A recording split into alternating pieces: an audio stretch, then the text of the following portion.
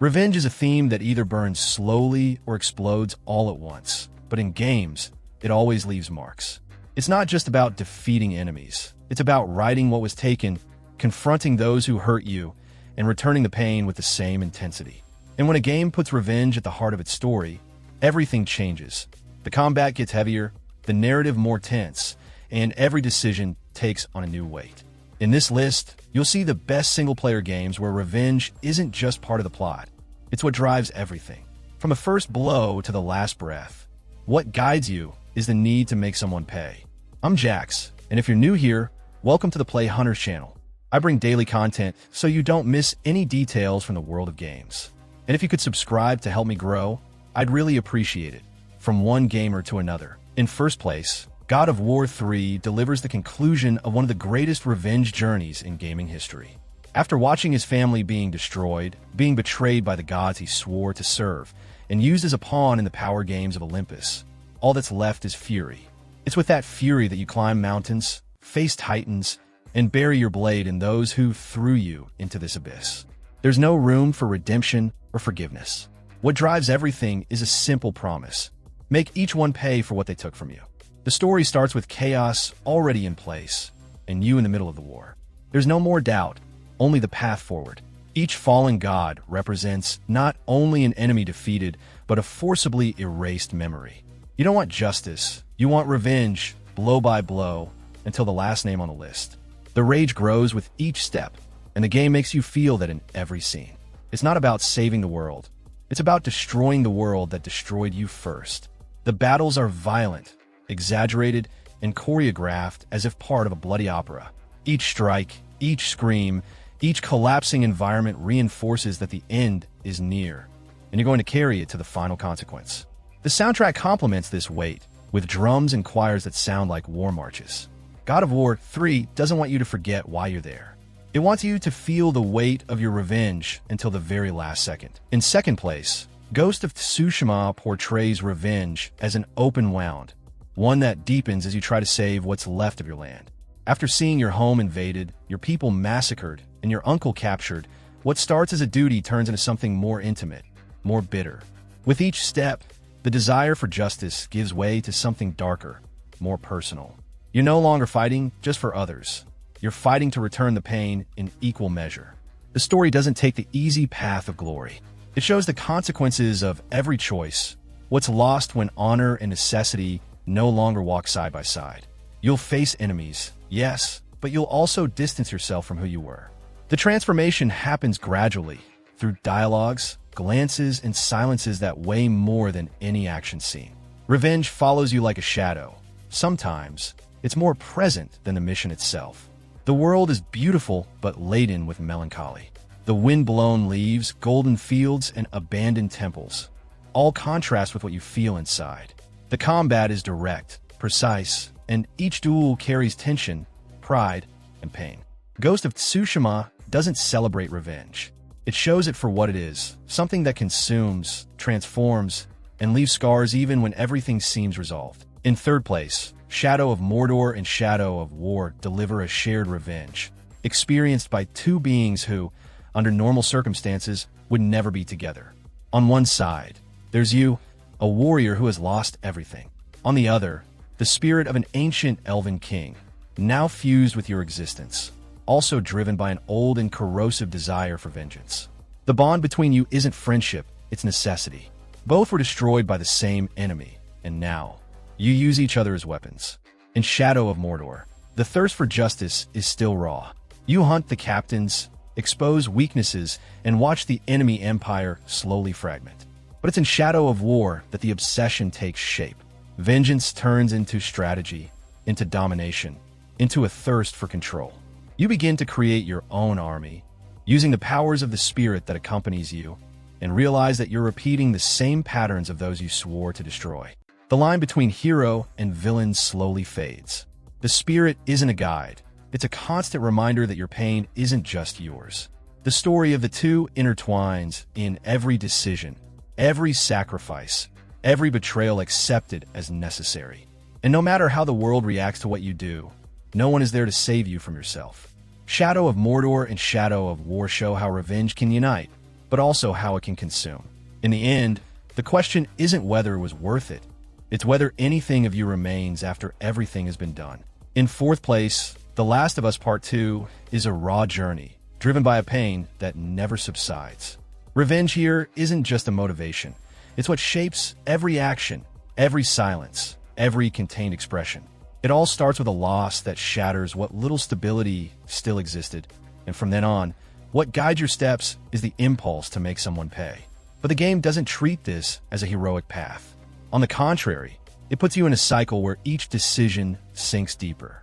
Even when there seems to be a clear reason, everything is tainted by rage. The narrative splits cleverly, forcing you to see the reflection of your own fury through the eyes of those on the other side. The game doesn't try to justify, but it also doesn't simplify. It shows what happens when revenge becomes the only compass, and how it destroys not just enemies but relationships, memory, and even identity. Each character carries their scars and contradictions, and nothing is handed to you easily. It's uncomfortable, dense, but honest in every choice. All the while, you feel the weight of what you're carrying. The combat is violent, tense, with no relief. Every encounter feels more personal than technical, and the weight of the deaths never disappears. The soundtrack reinforces the tone, with compositions that accompany the emptiness and rage that grow along the way. The tension doesn't come only from the enemies, but from what you become by following through to the end. The Last of Us Part 2 doesn't turn revenge into a spectacle. It shows how it wears you down, hurts you, and transforms you into a reflection of what you swore to hate. In fifth place, Dishonored places revenge as a silent motor, sharp like a blade hidden under your sleeve. You're falsely accused, betrayed by those you were meant to protect, and forcibly ripped away from everything that made sense. What's left is a contained desire for retribution, not with screams, but with precision. Every step between shadows, every door opened carefully, every calculated elimination is part of this reconstruction through force. The rage doesn't explode, it infiltrates. The story unfolds like a political and personal puzzle, where justice and revenge blur. The choice to kill or spare is yours, but the weight of it stays with you. Even when the game offers you the easier path, it never hides the consequences. Revenge can be clean or bloody, silent or brutal, but it always leaves marks. The world around you responds, changes, worsens, or improves depending on your actions. And the city, rotten to the core, reveals even more decay with every face that falls. Each environment is carefully designed, full of possible paths and creative solutions. Combat is tense, but the silence is also terrifying. The atmosphere blends industrial with decadent, and everything seems to be sinking, even you. Dishonored doesn't force you to take revenge, but it reminds you constantly of what was taken from you. And when the time comes to decide how to respond, the question isn't why. It's how far are you willing to go? In sixth place, Vengeful Guardian, Moonrider doesn't hide what it is. It's a game about revenge, right from the first second. You are a weapon created by an oppressive regime, programmed to serve without question. But when something inside you awakens, it's not doubt that arises, it's revolt. The answer is clear. Destroy those who made you, who tried to use you, who thought they could control you. This isn't a journey of redemption. It's a brutal return, no words needed. The narrative is direct, with the fast pace of classic 90s action games, but it still carries weight. Each boss represents a part of the structure that shaped you, and defeating them isn't just about advancing. It's about breaking chains, asserting your identity through confrontation. The game doesn't waste time with unnecessary explanations. Everything is in the environments, the short dialogues, the metallic sound of your strikes. You don't want redemption. You want to strike back. The pixel art visuals have style and strength, with stages designed to keep the combat dynamic. The movement demands precision, and the strikes are sharp, fast, brutal, just as they should be. The soundtrack keeps the tension high, never letting the rhythm drop. Vengeful Guardian delivers exactly what it promises, a relentless journey where you're not fighting for a better world, but to destroy the system that tried to erase you. And it does so with a style that screams resistance. In seventh place, Ryse, Son of Rome, delivers a story where revenge is born from the most intimate pain and grows amidst the collapse of an empire. You watch your family being murdered before your eyes, and this trauma turns into an uncontrollable force. There's no hesitation, no space for idealized justice. The only thing that drives you is the need to make every guilty person pay. And when those responsible start to appear, you realize that the root of the betrayal is much closer than it seemed. The war is no longer external. It begins to wage within Rome itself. The narrative is marked by twists and a constant tension between duty and revenge. The protagonist, a loyal soldier, begins to realize that his loyalty was used against him. Each new mission exposes more corruption, more lies, more familiar faces behind the pain he carries. The desire to serve the homeland slowly transforms into fury against it. The game doesn't try to soften this process. It shows the transformation with firmness, making revenge an inevitable response. The combat is brutal, with executions that blend military choreography and theatricality. The strikes are sharp, rhythmic, and the visual impact reinforces the emotional weight of each confrontation. The settings are grand, reflecting both the pride and decay of Rome at once. The soundtrack gives just the right tone of urgency and melancholy, as if every battle were a living memory of what was taken from you. Son of Rome doesn't seek redemption. It's a cry of revolt, sharp as a Roman blade. In 8th place, Nioh places you in the middle of a war-torn Japan, where revenge pulses in the same rhythm as the swords cross. You're not there by chance. You're following the trail of someone who deceived you, used you, and left a void that can only be filled with settling scores. Every conquered territory, every fallen enemy, points to one target: exact revenge for what was done to you. The story blends real events with supernatural elements, but the focus never wavers. Rage is the thread that ties everything together. The journey is marked by intense confrontations, where each enemy seems to hold a piece of the pain that brought you there. The combat system demands patience and mastery, and victory never comes easily. The difficulty isn't just a challenge, it's part of the weight of the story. Every step demands effort, and every successful strike tastes like achievement. Revenge in Nioh isn't rushed. It's slowly built with sweat, frustration, and persistence. The world is dark, full of details that reveal the destruction caused by both men and monsters. The atmosphere reinforces the feeling that nothing is in balance, that everything is broken, including you. The creatures that appear aren't just obstacles. They often seem like reflections of the anger you carry.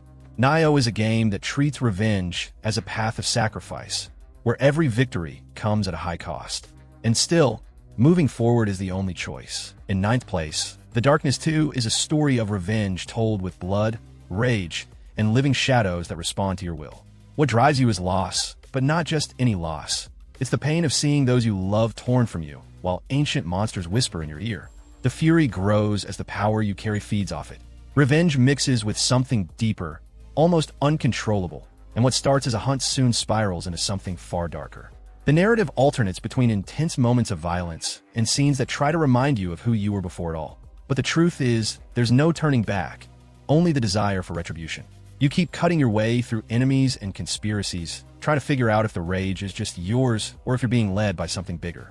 The game doesn't hand you easy answers. It makes you feel the weight of each choice, each death, each shadow that grows inside you.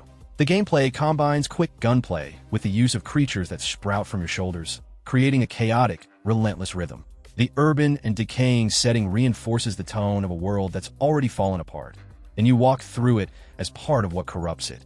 The Darkness 2 doesn't hide that revenge has a cost, and the deeper you go, the more you realize that the monster chasing you might be the same one that sustains you. In 10th place, Onimusha, Warlords is driven by a revenge that blends honor and tragedy in a feudal Japan overrun by demons. What starts as a mission to rescue someone dear soon turns into a direct confrontation against forces that disrespected everything you swore to protect.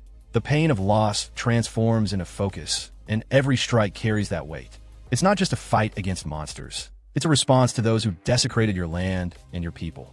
The story leads you through infested castles and ruined villages, always with the feeling of being one step behind what matters most. The enemies aren't just creatures from hell. They represent the corruption of everything that was once sacred. With each new confrontation, you feel your blood boil, not just for survival, but to right what was violated. And that feeling is constant. It never fades. The combat is direct, precise, demanding patience and reaction at the right time. The weapons you use gain strength from the energy of the enemies you defeat, reinforcing the idea of rising for what tried to destroy you. The environments are claustrophobic, the soundtrack tense, and everything reminds you that this journey isn't about glory, it's about retribution. Onimusha, Warlords treats revenge as something silent, cold, almost inevitable, and it guides every step until the end. In 11th place, Hotline Miami transforms revenge into an explosive blend of violence, psychosis, and frantic rhythm. Nothing is explained clearly. You wake up, receive a call, and suddenly, you're in the middle of a berserk killing spree. But behind the masks, makeshift weapons, and blood splattered across the floor, there's a rage that needs to be unleashed. Each level is an attempt to make sense of what's happening, while the need for retribution pushes you deeper. The narrative deconstructs the very concept of revenge, making you question if what you're doing holds any real meaning. But this doesn't lessen the urgency. It only makes everything more unsettling. With every new massacre, doubt grows. Is it justice, retaliation, or pure emptiness? The game throws these questions at you without answering, while forcing you to keep going. It's as if the game itself is mocking your desire for payback. The psychedelic visuals, repetitive settings, and electronic soundtrack form a set that disturbs more than comforts. Everything is fast, cruel, with no room for pause or reflection, until suddenly silence hits and the weight of everything strikes you all at once. Hotline Miami doesn't offer catharsis. It shoves violence in your face and asks what you expected to feel at the end of it all. And sometimes, you don't even know the answer. In 12th place, Bulletstorm takes the idea of revenge and wraps it in an exaggerated, sarcastic, and insane shootout. You're part of a team betrayed by its commander, thrown onto a hostile planet surrounded by grotesque enemies. The motivation is clear: make the responsible pay with everything they deserve: pain, exposure, and humiliation. But unlike other games, Bulletstorm treats revenge with mockery, turning each confrontation into a spectacle. The narrative moves at a breakneck pace, filled with sharp dialogue, yet never straying from its central goal: settling the score. The character knows exactly what they want and spares no words or destruction to get there. Each mission feels like a direct provocation to the traitor, as if the entire planet is part of an exaggerated challenge. And still, the anger is real, always there behind the jokes and comic violence. The gameplay is a show in itself, with creative gunplay, absurd finishers, and a system that rewards style. The more insane the way you eliminate enemies, the higher the score, and the more fun the journey to vengeance becomes. The settings are vibrant and exaggerated, with bizarre enemies making everything even more intense. Bulletstorm might seem like chaos, but behind the madness, there's a very clear target, and every bullet fired is aimed right at it. In 13th place, Splinter Cell, Conviction takes the tactical coldness of espionage and injects a quiet rage that completely changes the tone. You're no longer the obedient agent from before. Now, you're a father who lost his daughter and discovers, in a dirty and unexpected way, that nothing was an accident. The pain doesn't come alone. It brings the drive to understand who lied, who betrayed, and most importantly, who needs to be eliminated. Revenge here is restrained but constant, growing with every clue found. The narrative unfolds like a personal hunt, where past memories mix with revelations that burn. You don't follow orders, you break the rules. Each interrogation is more direct, each action more brutal, and espionage takes on a more visceral tone. The game abandons the complete silence of earlier titles and replaces it with a rage that spills over, even in the most controlled moments.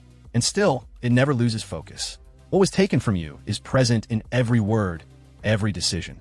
The gameplay matches this new style fluidly. Quick executions, a target marking system, and agile movement make combat more personal, more aggressive. The urban environments, chases, and direct confrontations emphasize the urgency. Conviction is cold revenge, calculated, silent, but with an underlying pain behind every move. You're not saving the world. You're taking what no one else had the courage to confront. In 14th place, Dante's Inferno turns the journey of revenge into a literal descent through the circles of hell.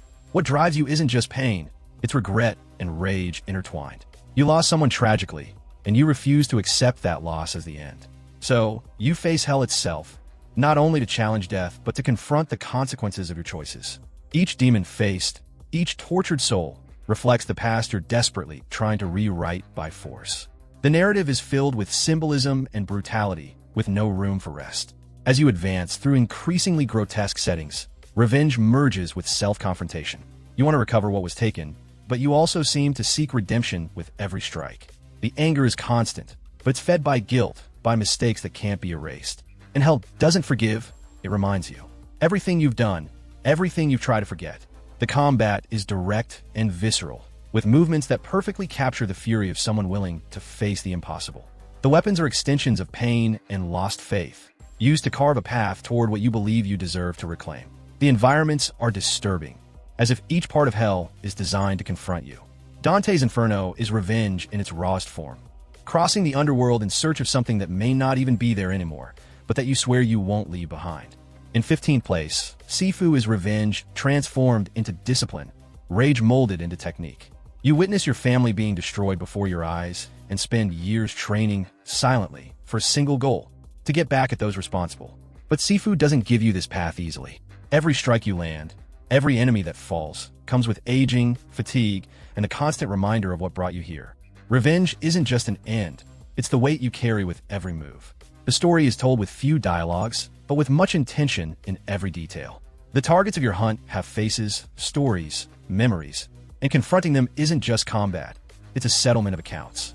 The journey takes you through neighborhoods, clubs, hideouts, always with the sense that you're delving into something more than just violence. The pain that drives you never fades, it only concentrates, it sharpens. And as you approach the end, the fatigue becomes part of the narrative. The gameplay is demanding, based on reflex, rhythm, and focus. You learn, fail, try again, and age with each mistake, feeling the weight of time on your shoulders. Each attempt brings more technique, more precision, but also more urgency. The aging system isn't just mechanical. It reinforces how your search is limited by your body, time, and accumulated pain. The stylized visuals emphasize each movement, every well-executed dodge, transforming combat into almost a choreography. Sifu shows that revenge isn't just about reaching the end of the list. It's about having the strength to keep going even when each victory takes a piece of you. And when it all ends, what remains is what's left of you after the fight. In 16th place, Max Payne 3 is a spiral of decadence where revenge blends with self-punishment. What starts as just another private security job quickly turns into a settlement with everything you've lost, every unresolved mistake, every past that refuses to disappear. The pain here isn't silent. It screams, sinking with you in every drink, every wrong decision, every body that hits the floor. The revenge isn't against a specific enemy.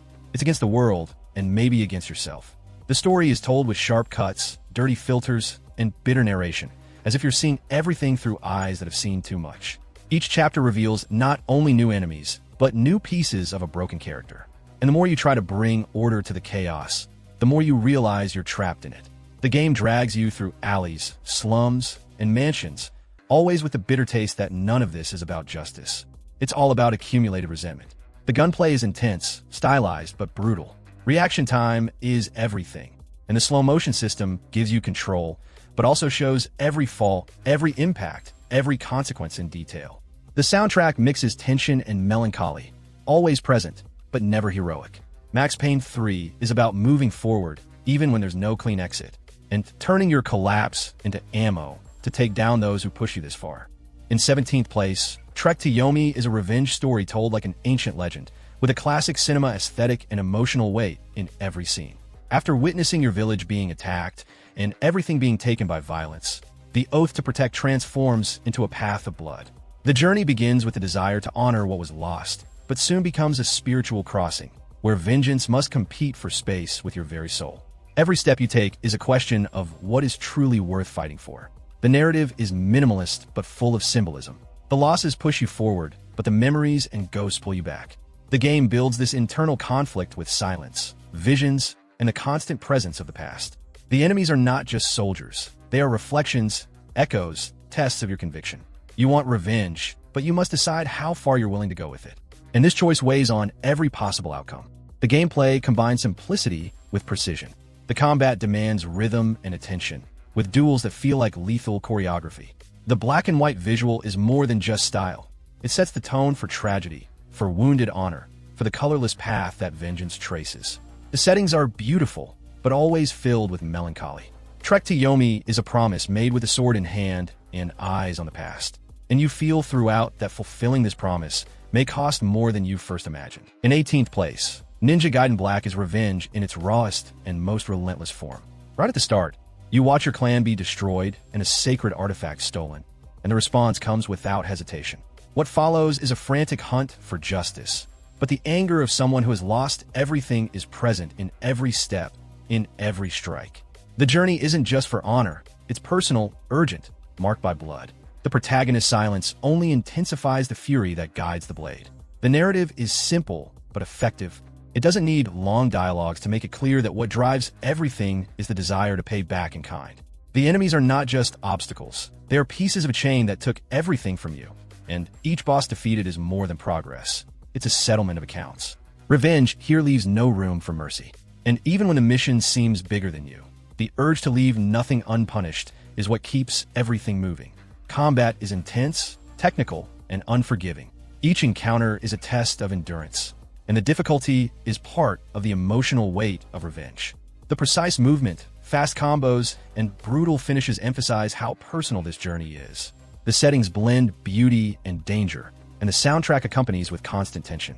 Ninja Gaiden Black doesn't give you time to reflect. It hands you a blade and a reason, and expects you to follow through. In 19th place, Yakuza 0 builds its revenge story without losing its heart. You're thrown into the Japanese underworld of the 80s, where loyalties are fragile, betrayals happen in silence, and a piece of land becomes the spark for a massive conflict. What drives you forward isn't just ambition. It's the need to clear your name, answer those who betrayed you, and protect those who were used as bait. The pain of being the target of such a dirty setup transforms every decision into a calculated step toward justice. The narrative is dense, full of twists, and shows how the desire for revenge can clash with personal values. You want answers, you want retaliation, but you also need to maintain your honor in a world where that doesn't count for much. The tension grows between following the rules of the game or breaking them for the people who truly matter. And when violence comes, it comes with weight, not as spectacle, but as the consequence of everything you've been forced to swallow. The combat is direct, with varied styles that allow everything from brutal brawls to more technical sequences. The streets boil with possibilities, but everything gains more color when you realize you're fighting for something that still burns within. Even in the most comical moments, which the game delivers with mastery, the foundation remains solid. There's something to be resolved. Yakuza 0 handles revenge with humanity. It's not just a reaction. It's a hard choice made by someone who knows exactly what's at stake. In 20th place, Metal Gear Rising. Revengeance puts revenge at the center of a spectacle of steel, blood, and moral dilemmas. You take control of a cybernetic warrior marked by deep scars, both physical and emotional. The betrayal suffered, the innocence lost, and the political manipulation pile up until the sword no longer serves just to protect, but to punish. Revenge here is direct, brutal, and almost philosophical. It's about breaking systems, not just enemies. The narrative advances with intensity, showing that the enemy is much more than a soldier. It's a rotten idea that feeds on war and power. You want justice, but you know the path is murky, and the game doesn't hide that. Each boss defeated adds another layer to the internal conflict between reason and impulse. The conversations between battles carry weight, and the rage that drives you is never empty. It's a consequence of something the whole world insists on ignoring. Combat is where fury turns into dance, precise cuts, quick reflexes, and a nearly poetic freedom to destroy. The dismemberment mechanics aren't just style, they're a constant reminder that you control what you take and what you spare. The soundtrack explodes in rhythm with the battles, as if the game itself pulses with your anger. Metal Gear Rising turns revenge into pure action, never losing sight of what it really means. And that makes every blow heavier than it seems. And tell me, which of these vengeances consumed you the most? And of course, if there's any game missing from the list, seek out more vengeances and leave it in the comments. If you can, subscribe to the channel to help me grow and never be in doubt about what to play. I'm leaving 2 videos in the card, one I selected for you and another the YouTube algorithm chose. Just click on either one to watch. A big hug, enjoy the game, and see you tomorrow.